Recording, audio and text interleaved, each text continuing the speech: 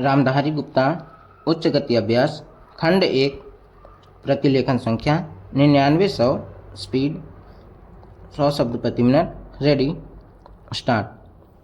अध्यक्ष महोदय, आज जो किसान है गन्ना पैदा करता है वह परेशान है कि क्या होगा, हमारा यह व्यापार रहेगा या नहीं रहेगा, उसका यह व्यापार चलेगा या नहीं चलेगा। एक तरफ तो यह कहा जाता है कि किसानों को गन्ने की ज़्यादा कीमत मिले, हम किसानों की सहायता करना चाहते हैं और किसानों से हम यह आशा करते हैं कि वे अधिक पैदा करें, लेकिन दूसरी तरफ किसानों को जो मिलने वाली चीज़ें हैं उन पर नए कर लगाए जाते हैं। केवल केंद्र सरकार ही नहीं बल्कि राज्य सरकारें भी कर लगाती रहती हैं। अधिक उपज के लिए किसानों को कुछ चीज़ों की आवश्यकता है जिनकी पूर्ति करना बहुत आवश्यक है। उनको ऐसे साधन चाहिए जिनको वे खेती में उपयोग कर सकें। हमारे प्रदेश में बड़े बड़े बांध बने हैं और उनसे बिजली पैदा होती है, लेकिन बिजली घर का कहीं पता नहीं है। बिजली घर यदि बना भी हुआ है तो भी उनको बिजली नहीं मिलती है। नलकूप पड़े हैं लेकिन चालू नहीं किए जा रहे हैं।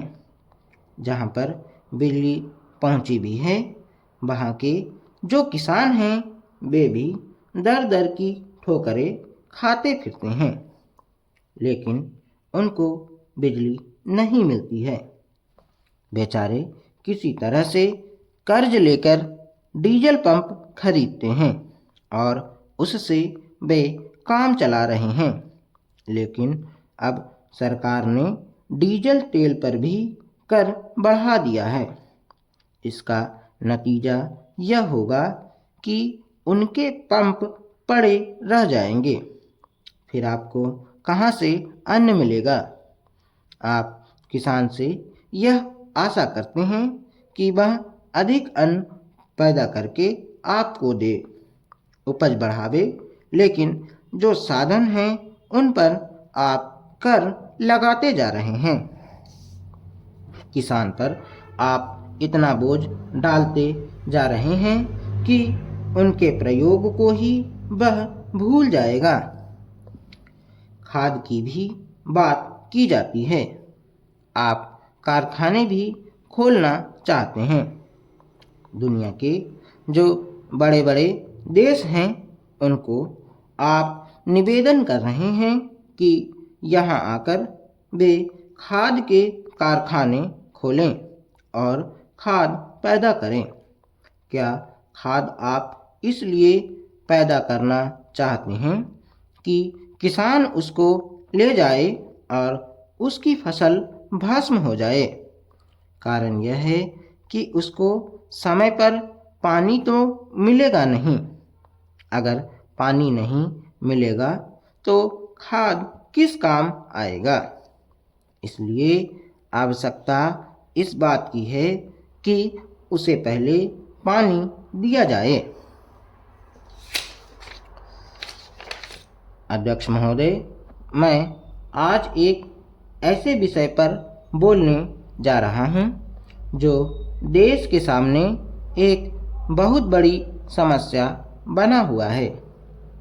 आजकल कृषि पर बहस चल रही है। मैं कल से सुन रहा हूँ। कई लोगों ने तो सरकार की बड़ी प्रशंसा की है कि वह बहुत ही अच्छा काम कर रही है। मैं मंत्री महोदय से एक प्रश्न करना चाहता हूँ। मार्च में मंत्री महोदय ने एक प्रश्न के उत्तर में कहा था कि 2 वर्ष में हमारा देश आत्मनिर्भर हो जाएगा। मैं जानना चाहता हूँ कि ऐसा कहने के पीछे उनका आधार क्या है? कौन से उनके पास ऐसे प्रमाण हैं जिनके आधार पर उन्होंने इस प्रकार की घोषणा की है। मैं चाहता हूं कि जब वह उत्तर दें तो इस बात को अपने उत्तर में बताएं। आप जानते हैं कि इस देश में 80% लोग खेती करते हैं और उसके बाद भी आज हमारे देश का सम्मान दूसरे देशों में कितना है। आज हम दूसरे देशों से देश के नागरिकों के लिए खाद्यान्नों का आयात काफ़ी मात्रा में कर रहे हैं। खाद्यान्न की स्थिति बिल्कुल संतोषजनक नहीं है। देश में जहां लोग 80% खेती करते हैं, हम भोजन के मामले में भी आत्मनिर्भर नहीं हुए हैं। इसके कुछ कारण हैं। जिस समय देश स्वतंत्र हुआ उसी समय से इस सरकार ने कुछ गलतियां की हैं, जिसका यह परिणाम है कि आज इतने वर्षों के बाद भी हम आत्मनिर्भर नहीं हो सके हैं।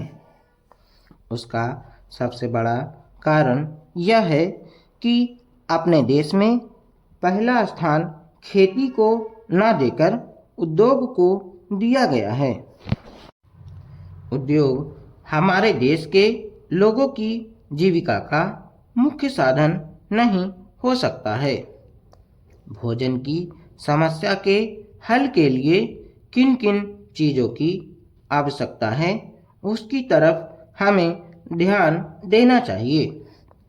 सबसे पहले पानी की आवश्यकता है। मैं समझता हूँ कि देश में सिंचाई पर काफ़ी जोर दिया जाना चाहिए और सिंचाई तथा खाद्य मंत्री एक होना चाहिए। यह मेरी मांग है। पानी के बाद खेती के लिए खाद भी आवश्यक है। खाद का स्थान दूसरा हो सकता है। आज देश में खाद की बात काफ़ी जोर देकर कही जाती है। यह कहा जाता है कि उपज को बढ़ाने के लिए खाद की आवश्यकता है। बिना खाद के उपज नहीं बढ़ सकती, किंतु खाद कहाँ तक उपज को बढ़ा सकेगी, यह भी देखने और सोचने की ही बात है। इस ओर एक समन्वयक नीति चाहिए।